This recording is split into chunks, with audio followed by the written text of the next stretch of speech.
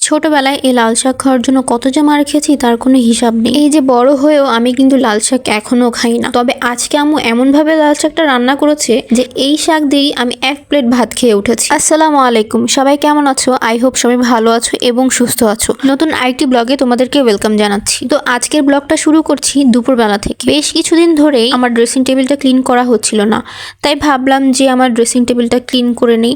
আর যেহেতু আমরা যে এলাকায় থাকি সেখানে ধুলোবালি অনেক বেশি থাকে, তাই রেগুলার ক্লিন না করলে অনেক বেশি ময়লা জমে যায়। আর কিছুদিন ধরে বিভিন্ন কাজে ব্যস্ত থাকার কারণে ড্রেসিং টেবিলটা ক্লিন করা হচ্ছিল না, আর অনেক পরিমাণে ধুলা জমে গেছিলো। আগেই বলেছিলাম যে যে এলাকায় থাকে অনেক বেশি ধুলা থাকে, তাই রেগুলার ক্লিন না করলেই তো অনেক অবস্থা খারাপ হয়। তার মধ্যে দিয়ে অনেক দিনই ব্যস্ত ছিলাম, ক্লিন করা হচ্ছিল না, আর এত অবস্থা খারাপ হয়ে গেছিলো ধুলা জমে, সেটা তো দেখতেই পাচ্ছ।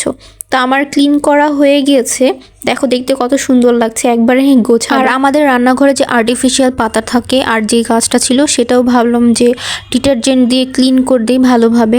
তো সেটাও আমি ক্লিন করে নিয়েছি। আর পুরা বাসাটা খুব ভালোভাবে ঝাড়ু দিয়ে নিয়েছি, ঝাড়ু দিয়ে ক্লিন করে তারপর মুছে নিয়েছি। আর আজকে যেহেতু লাল শাক রান্না করা হবে, তো লাল শাক খুব সুন্দরভাবে বেছে নিয়ে তারপর আম্মু সেগুলোকে কেটে নিয়েছে। আজকে অনেক ইউনিকভাবে লাল শাকটা রান্না হবে, তো পরে তোমরা দেখতে পাবা যে কিভাবে রান্না করা হবে। একদম ডিফারেন্ট একটা আপুর ব্লগ থেকে আমরা রেসিপিটা দেখেছিলাম, তো পরে ভাবলাম যে সেটা ট্রাই করা যাক যে কেমন লাগে খেতে। তো আমি সব কাজ সেরে তারপর রান্নাঘরে চলে গিয়েছিলাম আম্মুর হেল্প করার জন্য।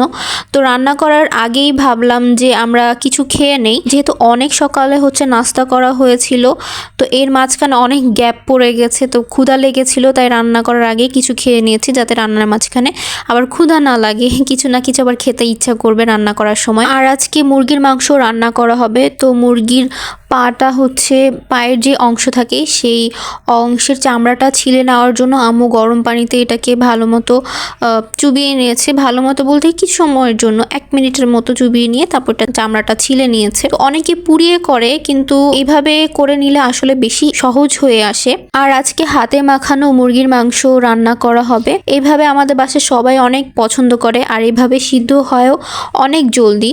তো এখানে যেভাবে নর্মালি মুরগির মাংস রান্না করা হয় সেভাবে সব মশলাগুলো দিয়ে, গরম মশলা বলো বা গুঁড়া মশলা বলো, সব মশলা দিয়ে এভাবে রান্না করা হয়েছে, মানে মাখিয়ে বসানো হয়েছে। আর এই পর্যায়ে এসে দেশি যে রসুনগুলো আছে না ছোট ছোট, সেই রসুনগুলো দেওয়া হয়েছে। এইভাবে খেতে কিন্তু অনেক বেশি ভালো লাগে, রসুনগুলো সফট হয়ে যায়, খেতেও ভালো লাগে, এটা ফ্লেভারও আলাদা আসে, অনেক বেশি মজা লাগে। এইভাবে আমরা খেতে অনেক পছন্দ করি, যদিও সবসময় এভাবে দেওয়া হয় না, আজকে দেওয়া হয়েছে এভাবে ছোট রসুন। আর এখন রান্না হবে সেই ডিফারেন্ট ওয়েতে লাল শাক, যেটা ওই আপুর ব্লগ থেকে। তোমরা দেখেছো কিনা জানি না, আপুটার নামও আমার মনে আসছে না। তো আপুর ব্লগটা দেখেই রেসিপিটা নেওয়া। তো দেখি কেমন লাগে, যদিও আমি ট্রাই করে ফেলেছি, কিন্তু ব্লগের শেষে জানাবো কেমন লাগে। এই রেসিপিটা তোমরা দেখতে থাকো, কেমন লাগে রেসিপির যে প্রসেসটা সেটা জানাবা। তারপর বাসায় ট্রাই করে দেখবা যে তোমাদের কাছে কেমন লাগে, তারপর আমাকে কমেন্ট করে জানাবা। আর এখানে আমরা নর্মালি যেভাবে শাক রান্না করি সেম সেভাবেই শাকটা রান্না করতে হবে। তো শাক সিদ্ধ করার সময় জলপাইটা দিয়ে নিয়েছি, আর দিয়ে সিদ্ধ করে নিয়ে তারপর এবার শাক যেভাবে বাগার দেওয়া হয় সেভাবেই বাগার দিয়ে নিচ্ছি। তো এই সেই রেসিপি। যদি আমার কথা বলি, তো আমার কাছে তো অনেক বেশি ভালো লেগেছে, যেহেতু আমি আগে কখনোই শাক খেতাম না।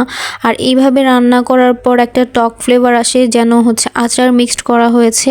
তো এইভাবে আমার অনেক ভালো লেগেছে। আমি তো এইটা দিয়েই 1 প্লেট ভাত খেয়ে উঠেছি, আর কিছুই লাগেনি। তাহলে চিন্তা করো কতটা মজা লাগে। আমি যেহেতু প্রথমে খেতাম না, এখন আমার কাছে অনেক বেশি ভালো লাগে, তাহলে তো অবশ্যই এটা টেস্ট অনেক বেশি মজা। তো তোমরাও ট্রাই করে দেখবা কেমন লাগে। আর এইদিকে মুরগির মাংস রান্না করা শেষ, যেহেতু হাতে মাখা তো বেশি সময় লাগে না রান্না হতে, তো এটা খুব জলদি সিদ্ধ হয়ে যায়, অতটা সময় প্রয়োজন পড়ে না। অনেকদিন ধরেই যে কয়েকটা ব্লগ দেখছিলাম, মানে চোখের সামনে যে কয়েকটা ব্লগ আসছিল সবগুলোতেই ঢ্যাঁড়স ভর্তা চোখে পড়ছিল, তাই ওগুলো দেখে খেতে ইচ্ছা করছিল। আম্মুরও খুব খেতে ইচ্ছা করেছিল, তাই আজকে বানিয়ে নিয়েছে। তো আজকে এই পর্যন্ত, আল্লাহ হাফেজ।